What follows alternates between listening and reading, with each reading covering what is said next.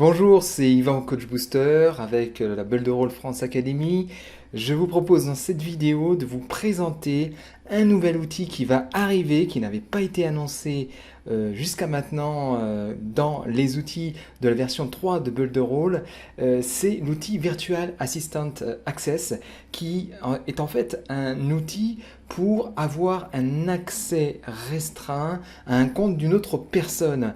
Et c'est un outil qui va être vraiment très pratique. Alors, si vous voulez tout simplement recevoir de l'assistance de la part d'une personne et ne lui donner accès qu'à certaines parties de votre compte, vous allez pouvoir le faire avec ce tout nouvel outil.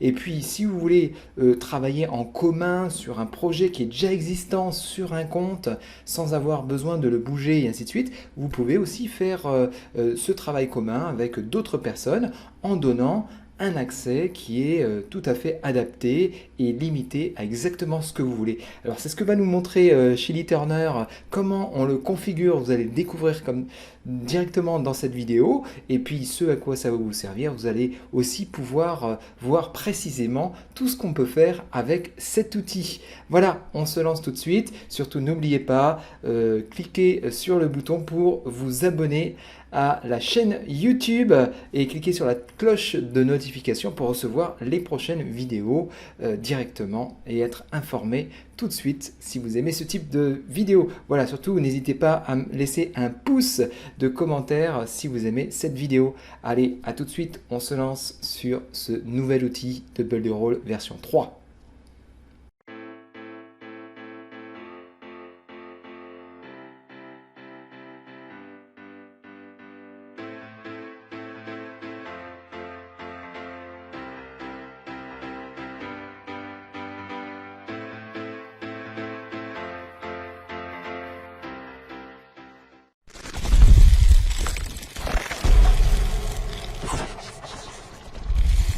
Alors pour trouver l'assistant virtuel, vous allez dans le menu Build a Role Business. Bien sûr, ça va changer probablement avec la nouvelle interface de Build a Role version 3.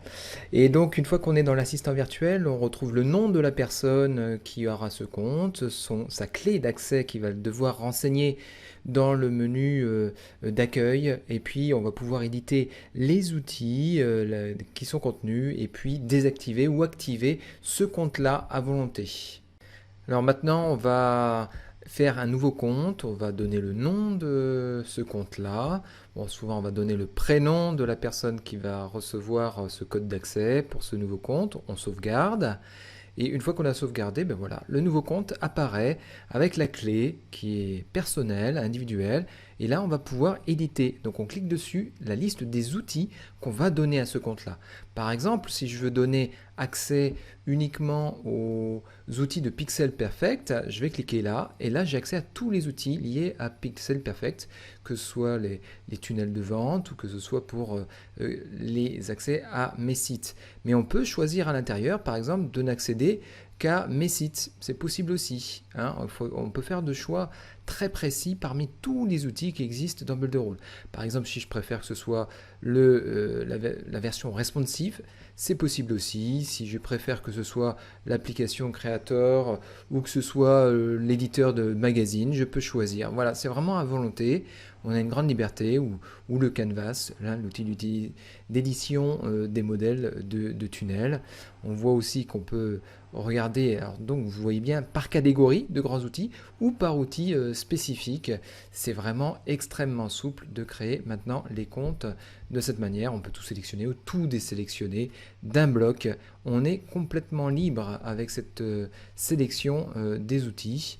Et vous voyez, la liste est vraiment très longue et on vient sélectionner exactement ce qu'on veut, quand on le veut, pour bien s'assurer que si on veut garder des choses secrètes, ben on les garde secrètes, et si on veut donner de la liberté, on la donne aussi. Donc on peut voir directement l'outil qui a été sélectionné pour la personne. On peut désactiver ou réactiver le compte. Et on voit toujours que l'éditeur d'outils, la liste des outils est toujours disponible, et il est bien associé au compte où on a fait la sélection uniquement du vidéo wrapper. Okay, on peut aller utiliser les outils pour voir ou ne pas voir la liste des outils, hein, si elle est très longue, c'est quand même plus pratique. Et puis ensuite, on peut aller aussi copier le code, hein, que l'on va donner à la personne qui va avoir accès à notre compte restreint. Donc ça c'est important parce que c'est vraiment ce code-là qui va permettre à la personne, en ayant notre email, d'accéder à notre compte. Voilà, donc maintenant je me log sur mon compte. Voilà, on met notre email à nous et on donne bien le mot de passe qui a été généré par l'outil de Virtual Assistant, hein. Voilà, et là on le colle directement dans la zone. On clique bien, êtes-vous un assistant virtuel, c'est très important. C'est cette partie-là qui va faire la différence. Et puis voilà, on appuie sur le bouton pour aller se connecter.